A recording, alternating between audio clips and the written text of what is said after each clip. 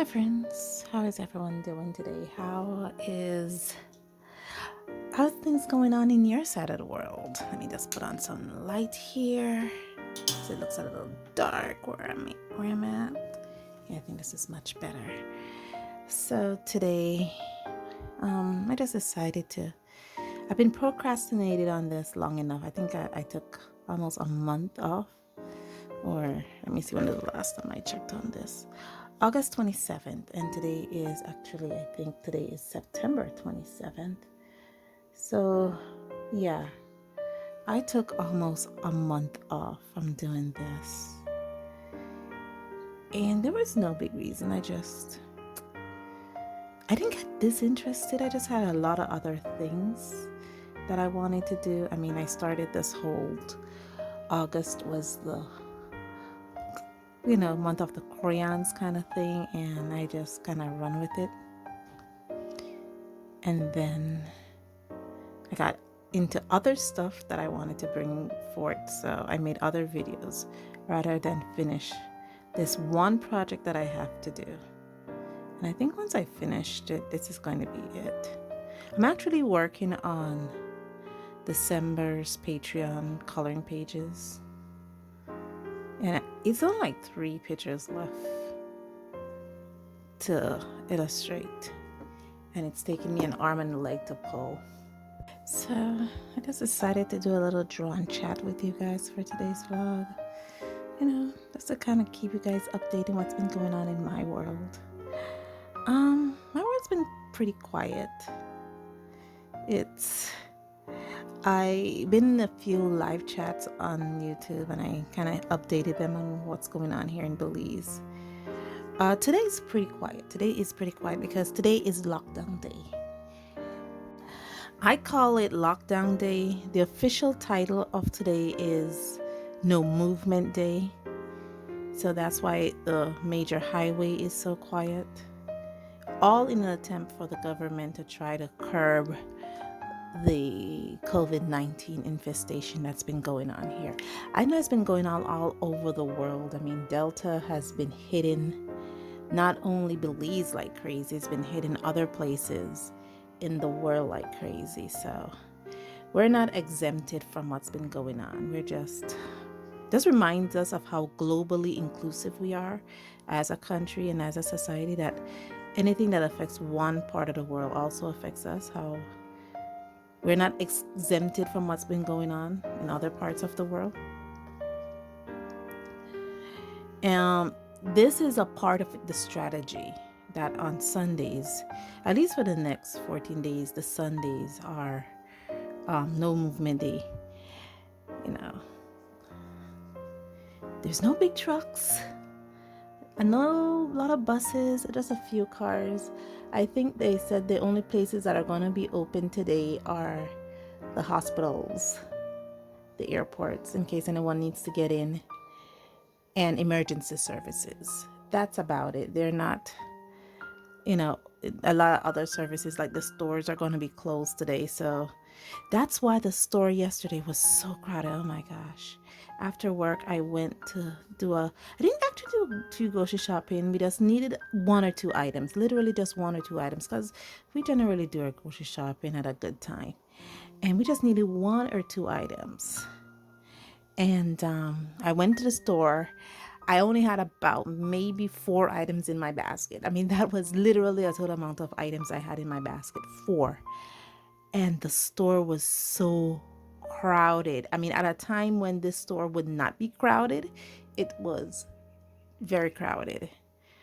I was like 4th in line, but because there were like 3 shopping carts in front of me full with groceries, it took me almost half an hour to get out of the store. And generally it will take me like 10 minutes. Get what I want, go to the cashier and check out. 10 minutes. But it was like, use about 5 minutes to get what I want, and the other 20 to 30 minutes I was waiting in line. That's how crazy it was. And it's all because of this. Today is no movement day, so people are not coming out of their house. And the other thing is, like I said, it's a part of this whole strategic program that the government is doing. Another thing that they have going on right now is that there's a curfew. So by 7 p.m., again, no movement until 4 a.m. in the morning. All in an attempt to try to curb the COVID-19 stuff that's been going on. And people are still coming in, that's the strange part, because I do work at a clinic and people are still coming in. They're still gathering, they're still going to see their friends, and they're like, oh, I went to this one's house. Oh yeah. Guys, it's a reality, I know you love your people, but at some point, yeah, I can't see you right now. It is that, I tell my friends in the States that Delta is hitting the country of Belize so hard. It's not even playing with us. It is just literally hitting us so hard right now. The hospitals are overcrowded. I know the major hospital here in Belize is overcrowded. They have set up a mobile hospital in the western part of the country where I used to work. I know the major hospital is the main referral hospital for the country of Belize is the Kalhoshna Memorial Hospital. They have the COVID-19 or the COVID ICU unit. So basically, if you require ventilation or mechanical ventilation, you'll be sent to the Kalhoshna Memorial Hospital because that is the major hospital or the main referral hospital for the country of Belize. So they're the ones who has the ventilators. But if you require high oxygen concentration, if you need high oxygen, then the other hospitals around the country within the regions, because the country is divided up into regions, we're initially divided up into districts, and the districts are also divided up into regions. So like you have 6 districts, 2 in the north, 1 in the east, 1 in the west, and 2 in the south. So the 2 districts in the north are called the northern region. So those are the north region districts. The 1 in the east are for the eastern region. There's only 1 hospital in the east, and that's the Kalhoshna Memorial Hospital.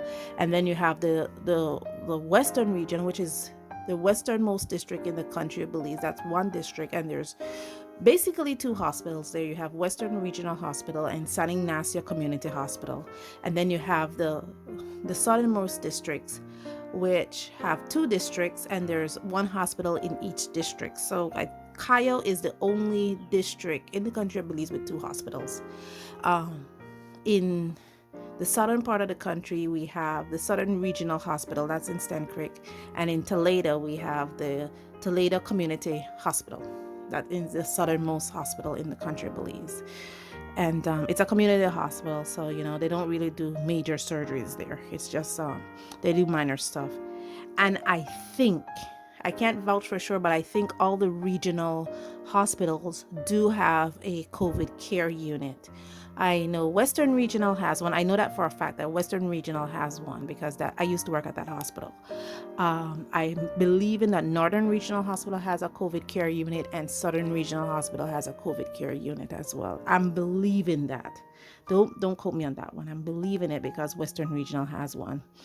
So persons who require high oxygen flow, because one of the major severities of COVID is that it lessens your oxygen saturation. So basically it clogs your lungs up, so you can't breathe as effectively and you can't take in oxygen as effectively as you used to. And that's one of the major severities of it. And for persons who do not require mechanical ventilation but do require oxygen, they can be cared for at the COVID care unit at the regional hospital, especially at Western Regional Hospital. And that's the major thing. Where I'm not working that's just the major thing. Where I'm not working, I'm working at the flu clinic for the central region. The easternmost region is called Central Region, and I'm working at the flu clinic for the government of Belize in Central Region. And when I say Delta is hitting us, I mean, it's nuts to think, out of a given day, it's almost half of the people who walk in the clinic are actually positive. That is just crazy. That is really nuts, And and you talk to people, you say go home, you isolate. I don't think people understand what isolate means. I think because we've been such an inclusive society for so long, and we've been so welcoming, it's kind of hard for us to tell people, you know, to not be welcoming and not be inclusive. It's kind of hard. We have been a very inclusive and a very welcoming society it's been that way since I've been born. And and after hearing stories from my parents and my grandparents, it's been that way since they've been born. And when I say inclusive and welcoming, especially when it comes to kin, family kind, we've been such a community, a country based on family for so long, a family community based country for so long, that it's kind of hard to tell family, if you're not in the same house, you can't be together. It's kind of hard to tell people like that, especially when you consider people family. You may not be genetically linked, but you're linked. You have people that adopt families. We've come to an age where you can actually be adopted into a family, and you consider these people that you've been adopted into, your brothers and your sisters, your mom and dad, because you've been adopted into this family. And it's kind of hard to say, well, you can't go over to your best friend's house because you're not from the same household.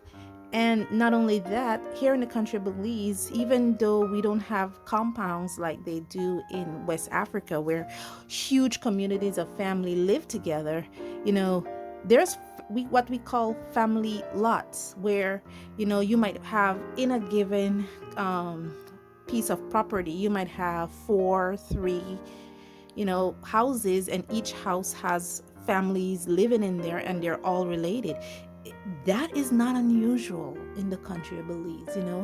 The parents live in the one house, in another house the daughters and the sons build a house, then in another part of the property, another daughter or son erect another house, and another part of the property, another daughter and son erect another house, and they all live together within this same property. And it's kind of hard to tell people, well, you can't be together. I think that's the biggest thing that's going on right now, that it's kind of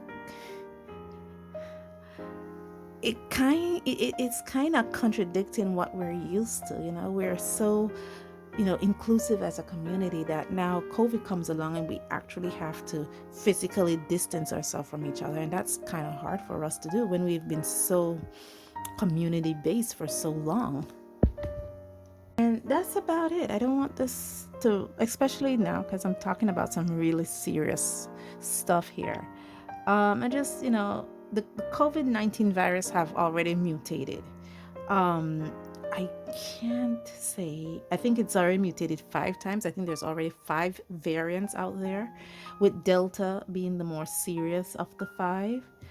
But I am praying. I am actually praying, and I'm giving, my energy out there, that it doesn't mutate again, to something that it already mutated, but I don't want it to mutate to something that is even more infectious and even more deadlier than, the Delta variant.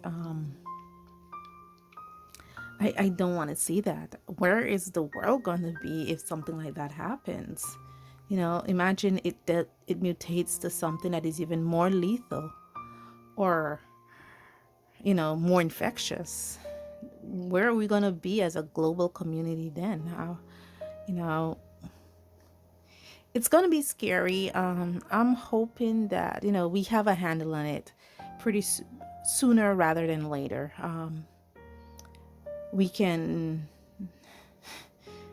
we'll get through this. Definitely, as a global community, we're going to get through this. We're human beings, and one of our greatest strengths is evolving and surviving. And we can do this as a global community. It's just going to take some time. And for all my people out there, just take the precautions, guys. I'm not a anti-vaxxer. Yes, I do believe in getting the vaccine, but at the end of the day, it's up to you. You do what is best for your health.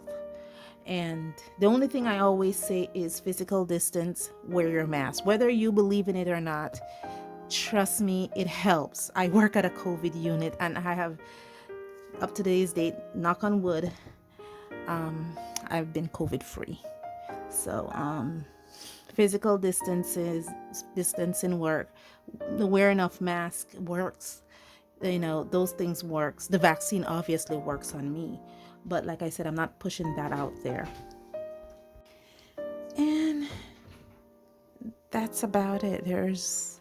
I know I've talked about this way too much, but guys, as always, thank you so much for joining me on this journey. Thank you for all your support. And as always, stay safe, guys. Really, really do. Stay safe out there. We don't know what the next turn or the next chapter is for this pandemic. We really don't know. We really don't know where it's going to end up. We're just going through the motions as a global society. So stay safe out there. Stay blessed. And I'll see you in the next one. Bye.